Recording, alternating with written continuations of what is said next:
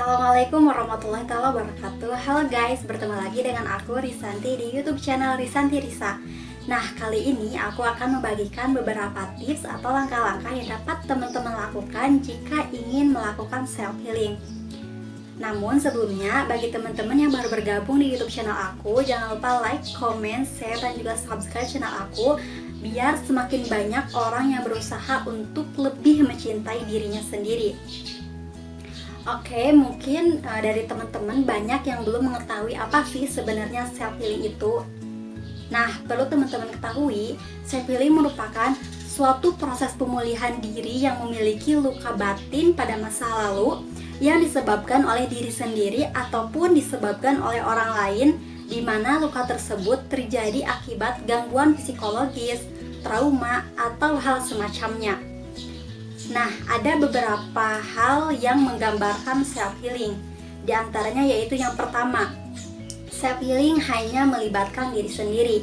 Bahkan ada beberapa psikolog berdasarkan ilmu psikologi yang menyatakan bahwa self healing adalah proses penyembuhan yang hanya melibatkan diri sendiri untuk bangkit dari penderitaan yang pernah dialami dan memulihkan diri dari luka batin. Kemudian yang kedua, self healing bertujuan untuk memahami diri sendiri. Tujuan dari self healing adalah untuk memahami diri sendiri, menerima ketidaksempurnaan, dan membentuk pikiran positif dari apa yang telah terjadi kepada kita di masa lalu. Kemudian yang ketiga, self healing menjadikan pribadi lebih tegar. Nah, ketika kita berhasil melakukan self healing, maka kita akan menjadi pribadi yang lebih tegar dalam menghadapi kesulitan, kegagalan, dan trauma di masa lalu. Kemudian, ada beberapa langkah yang dapat teman-teman lakukan jika ingin melakukan self healing. Yang pertama, menerima diri sendiri. Permasalahan yang paling umum dan sering terjadi yaitu ketika kita tidak dapat menerima diri sendiri apa adanya. Banyak sekali orang yang ingin menjadi orang lain. Hal tersebut menyebabkan semuanya menjadi lebih rumit dan menjadi lebih buruk karena kita terlalu fokus dan lebih memikirkan hayalan, bayangan, halusinasi yang merupakan penjabaran dari situasi yang tidak nyata dan dapat mempengaruhi pikiran, tindakan, serta masa depan kita selanjutnya. Nah, untuk mengatasi hal tersebut, cobalah mulai dari sekarang luangkan waktu sejenak untuk menerima diri sendiri apa adanya.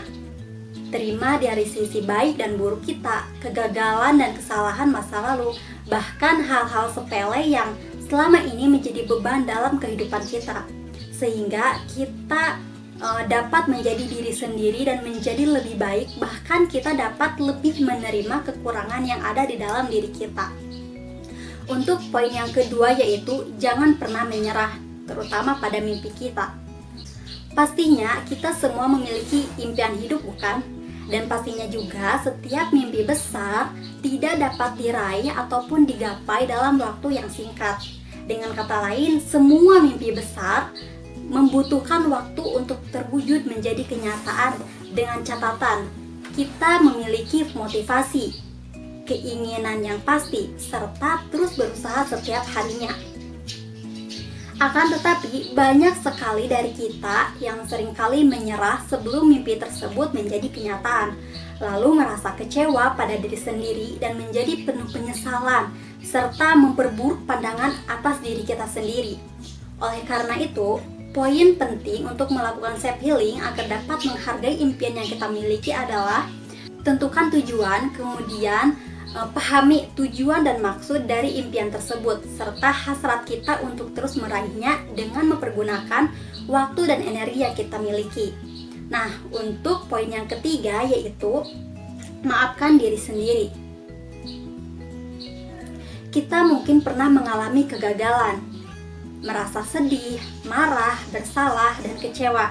Kita tidak bisa hidup terus-menerus dalam rasa bersalah tersebut, karena hal tersebut hanya akan merugikan diri kita sendiri. Memaafkan orang lain atas apa yang telah mereka lakukan kepada kita memang tidak mudah dan cukup sulit. Akan tetapi dengan cara tersebut kita bisa melepaskan dan mengikhlaskan apa yang telah terjadi dan melanjutkan hidup kita tanpa beban di masa lalu. Hal yang sama berlaku untuk diri sendiri.